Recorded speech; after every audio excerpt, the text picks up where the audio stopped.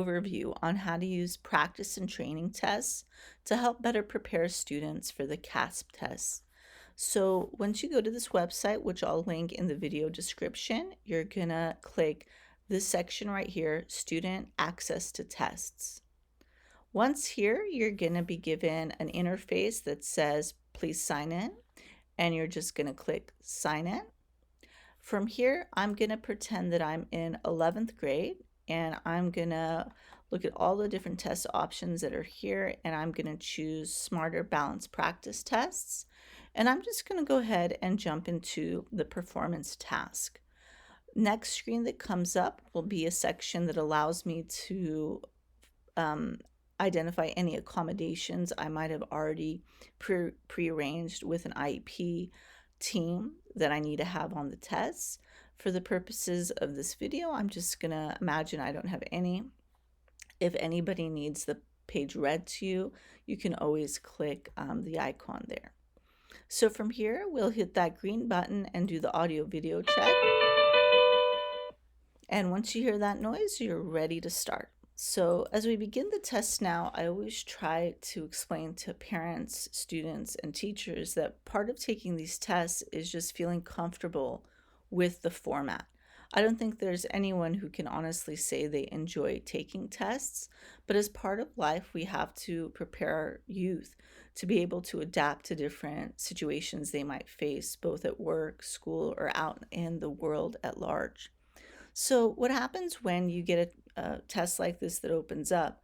For most adults, we're not used to this format because in our time, tests were usually number 2 pencils, remember, bubble in that Scantron, and now everything is digital. And so even the format and layout confuses students. For example, for me, having this left side with all this text, and it goes on, I already start to feel a little anxious. Imagine what that does for a student. Imagine what that does for a student with a disability. Imagine what that does for a student that doesn't speak English natively, okay?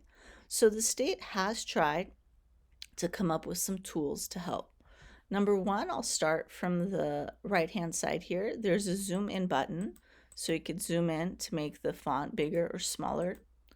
There's also a line reader, so you can teach students to highlight the line so it helps them focus instead of get distracted. There's also a notes page, so even though they won't be turning the notes in to be scored, maybe if I want to take a brainstorming session here or have some list that I want to include, I can use this kind of as a notepad on the side. That really helps calm me down because I'm the type of person that gets scattered when I start writing. So I just hit save and close, and what will happen is this will save into the student's portal. Let's let it have its moment.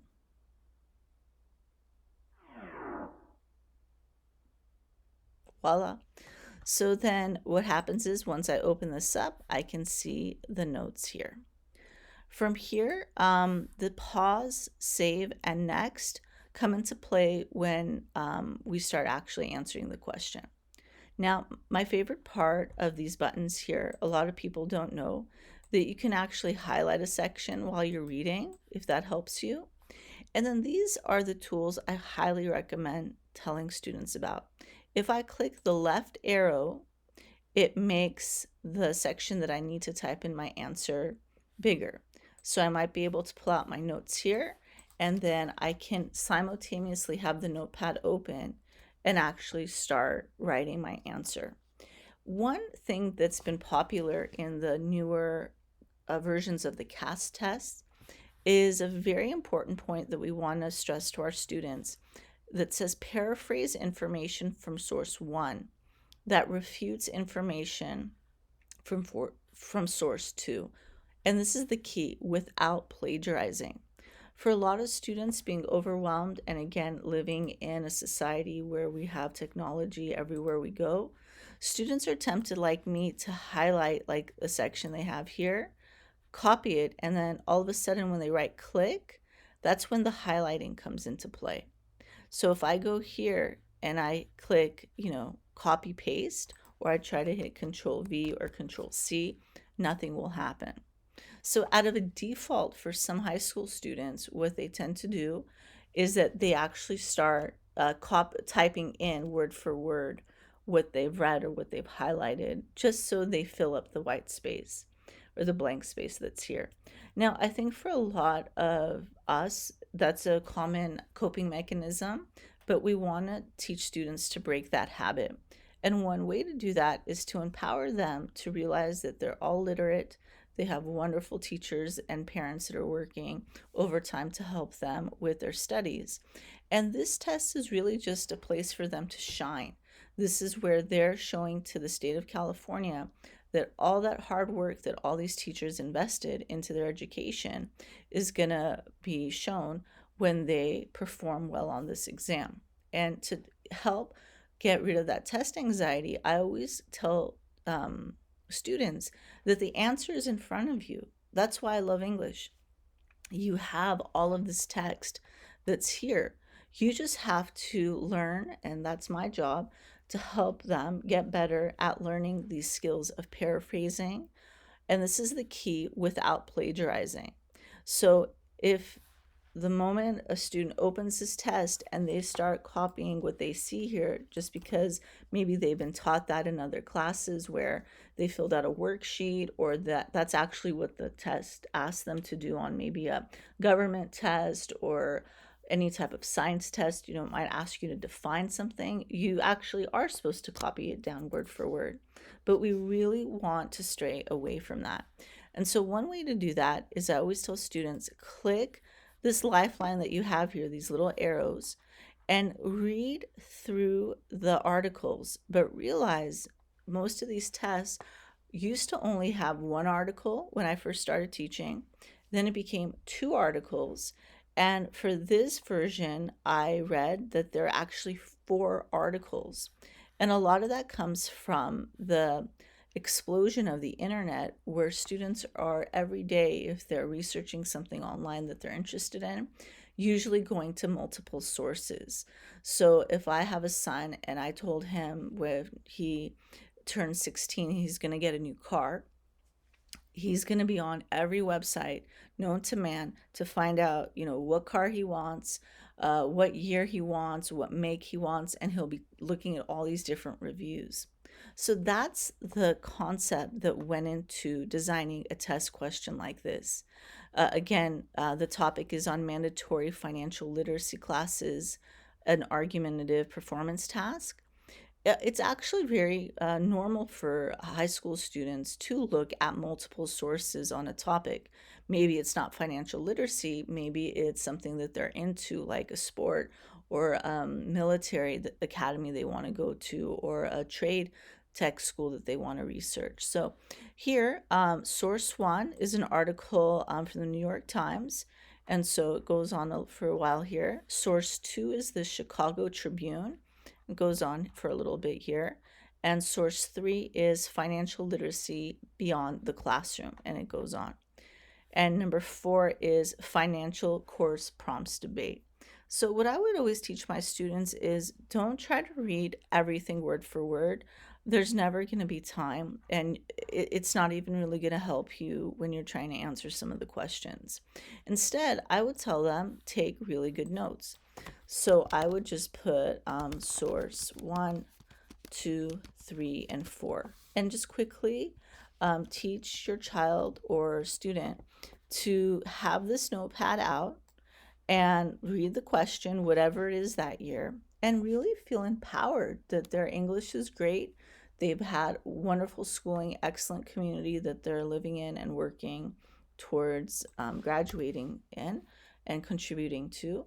And just think about, each of these articles are a way to prove that proficiency. It has nothing to do with a label on a state test or things like that. It's more about their pride in their educational process. And so, again, I always tell students, read the question first. Don't get nervous, but to kind of take that anxiety away, I would always tell students, use the tools that are there. Get that notepad, use it. If they're taking the math one, there's a calculator. If you have a student with accommodations, work with their teacher to help them learn that those accommodations are there on purpose. The state really wants students to do well. And so, what I would do is again come back to the task at hand. I kind of think of it like this mission impossible question that they have. The task, it says, you imagine you're in your economics class, you're discussing the importance of making smart financial decisions. Your teacher tells you that in some school districts, students are required to take a financial literacy class before graduating. Your school board is hosting a meeting to decide whether to offer such a course for graduation and wants students to contribute their perspective.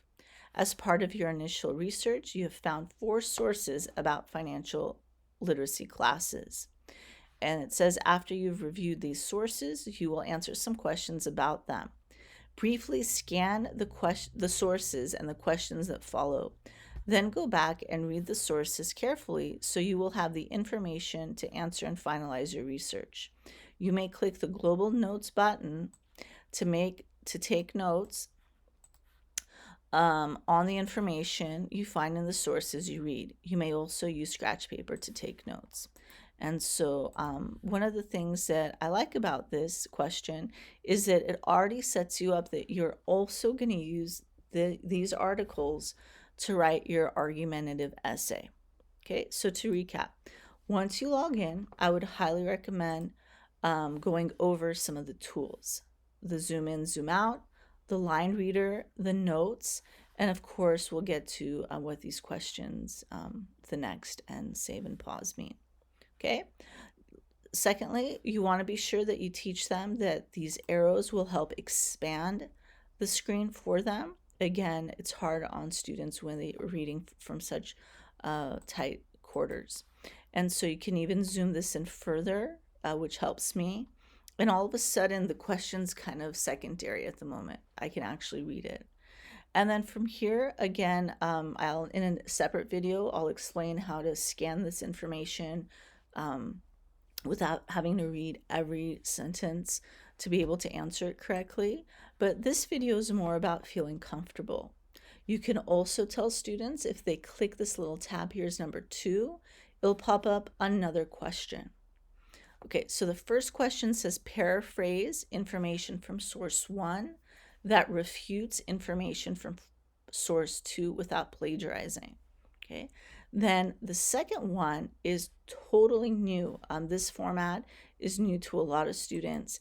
And what it's going to ask you to do, I'm sorry, it was the right button here. It's this one, I think, if I click that. There we go. Imagine for me if it's like this, how nervous students could get. So I'm going to zoom out.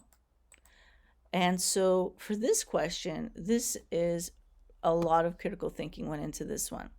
So what this is forcing them to do is they read source 1, they read source 2, they read source 3, and they read source 4. And it says, please click on the box to show the claims that each source supports. I've taught English for a number of years. This is a really complex question. Why? Because the students have to be fast enough to pick up on the claims while they're reading. They have to understand what was the main point of the argument. And at the same time, they have to figure out how to actually answer this because maybe students aren't familiar with these check boxes. I've walked around when students take these tests in person.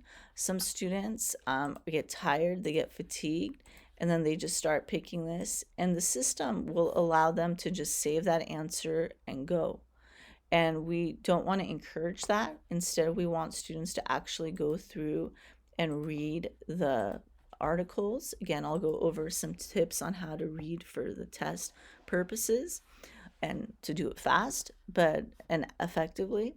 But this is the section that I would encourage students to focus on, the criteria that they're using here, and use these elements to kind of feel like a detective as they go back and try to figure out, okay, did Article 1 talk about people should make take financial literacy classes when they're young so they're prepared to make good financial decisions as young adults? And if it's true, kind of think of this as more like a true and false. And what's also tricky for some students, they don't realize that you can actually select more than one correct. And when asked the powers that be that grade these tests, my friends, unfortunately, you have to get all of them right in order to get it correct. And so a lot of students that I've seen get fatigued during the test because their teachers haven't explained or their parents haven't reviewed some of these test taking practices like you are. And they just click it, get it wrong, and then, they don't really understand the purpose of it. Really, I think this format is trying to replace the true and false. So I would always explain to students that look at each one individually. So sometimes I'd have them really zoom in so they wouldn't, get too overwhelmed. And I would say, okay, source one. Is it true in source one that the author said this? Is it true in source one that the author said some people should support financial literacy despite evidence that it doesn't work? Is it true? And kind of framing it as a this or that type question helps students realize, wait a second, that's not what they said. It's just, true or false. It's not this massive chart that I have to fill out. Again, I'll have separate videos that'll explain lessons you can do with your kids to help them feel more confident. Now, having taught for a while, some students have the bad habit, because no one's explained some of these things to them, to do what some students will do, and they'll put, I don't know, and hit save, and then hit next, and then click a couple of things that they feel are correct, and then hit next. And unfortunately, there's no way for teachers to know that unless you're physically in the classroom walking around, which I have done. And I've told students, no, go back. You know better. We've taught you much more than I don't know. And I, at the very least, have them try to answer it using complete sentences. Again, I'll show videos that go in depth for that, but it's more about making students know that the moment they hit save, remind them that's the best answer. Think they're on Who Wants to Be a Millionaire, and they got that lifeline with all these notes, with these line readers, with all the great education. Now they have to perform. And before they hit save, I would always tell students, really, is that your final answer? Because again, I wanted them to show their best. Now, this will come up when a student wants to submit their test, and the system will say, you have to at least answer it. But unfortunately, some students, it doesn't have like a limit of characters. So you could really hit I don't know and hit next and hit save, and all of a sudden, what did that tell the state? Okay. And I know we really want to see our students show their excellence in academic skill. Now, the third question is where students really have an opportunity to show all those wonderful writing skills that they've learned. The third question is that performance task where they actually have to write an essay. They've got to plan it, draft it, revise it, and edit it. And again, that's where those notes come in handy. Also, notice here there's another tool here called a dictionary. And so this is pretty new for the test. Prior editions did not have this. So maybe some students have never really heard of the word literacy in the context of this, like financial literacy. And so oftentimes when I would have students start an essay, if they'd get stuck, I would say, well, you could start off by defining what financial literacy is. So maybe that could be their introduction, right? And then there's also a thesaurus, which is really helpful to students like me who speak English as a second or third language. And there are other terms that can be used here. So maybe literacy is not one that can have an easy synonym, but maybe I want to put strong, like it's a strong skill that we can teach our students. And so they're all different types of words that they can use. So again, I feel like just like I felt when I took my driving test for the first time, had I not practiced with my parents, had I not run into a trash can in our driveway where we were safe, had I not gone out practicing for hours with my driving instructor, I would have really done a poor job on my driving test. But it was through that practice, it was through the dedication that my parents had, my teachers had, that I was able to pass. It's the same with this type of test. Once you know those tools, once you realize, oh yeah, that tool, that part of my car that has like a rear view mirror, I could look back when I back up, or hey, there's a turn signal, or hey, what about those side mirrors? That you're able to feel confident when you take an exam. So I feel like with this test, the more we educate our staff, our parents, our students on the tools that the state has given, a lot of students will feel less self-conscious when they take the exam and really shine.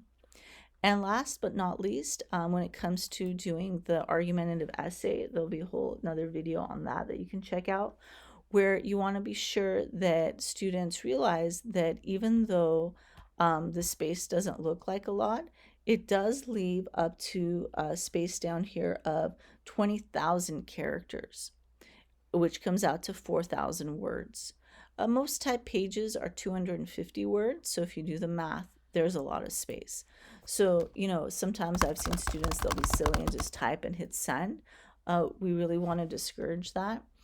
Instead, we want to be sure that students are taking time to actually go through this. And again, I'm not implying people do that all the time, but I just want to inform you from my experience that those are the types of answers where you realize students did that not because they wanted to spite us, it's that it was their way of communicating that they needed someone to show them these extra supports.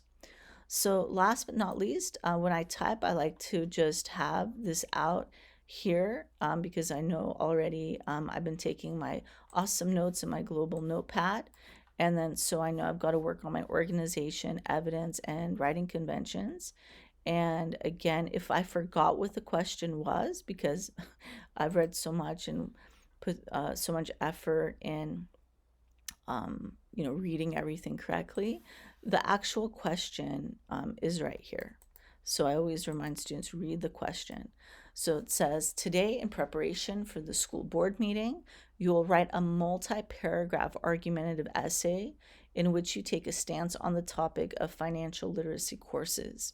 Make sure you establish an argumentative claim, address potential counter-arguments, and support your claim from the sources you've read. Develop your ideas clearly and use your own words, except when quoting directly from the sources. Be sure to reference the source by title or number when using details or facts directly from the sources. So again, separate video, I'll go through this one at a time, but I just want to inform you as you're helping your child get more prepared and feel confident about this test. Please remind them to read the question one more time before they dive in and go through all the wonderful writing that they're going to do. Also, they do have some tools in here as well. So let me just show you. You can always bold, italicize things. You don't really have to do that. What I would recommend, let's see if let me go through them with you. This would be if they want to make like a list of reasons, a bullet point list. This is if they want a tab. This one's a really good one to show students. Let me zoom in real quick. This one where it says tab, here, it's a really good indicator if students even just know that option, because then you know that they're aware of to start a paragraph, you need to hit tab. So if this is my second paragraph, ... and then, I can always indent as needed. Even if you don't want to do that, I always tell students, if you forget and you get nervous because the time's going, just hit a space so the person who grades your work realizes that you are going to write your second paragraph. Lucky for all of us, they have added spell check, so it caught my mistake there, which is wonderful. And then this option is if you want to add a special character. Again, not required, time's going to be ticking, but again, the states try to put as many tools to help students feel like they're on Google Docs, but it's not. Okay, again, thank you so much for listening throughout the entire video. From here, I'm going to hit save, and it'll probably pop up with a note here. Hold on, let me hit save, close this, and hit save. And then here we'll see where 100% completion, and then I hit next, and I'll say congratulations, you've reached the end of the test. I'm gonna submit the test, and it's gonna remind me, are you sure? And if I were proctoring this test and I was walking around, I would always ask students to double check, go back and make sure you've answered everything the way that they felt like. And ta-da, we made it to the end of our video of high school ELA performance task. Again, if you have any questions, always feel free to email me or reach out via email. We can set up a session through Zoom to go over some of these. I know sometimes as you are preparing, it can get overwhelmed, but we're here to do whatever it takes to help our students make it to the next level. Thank you so much.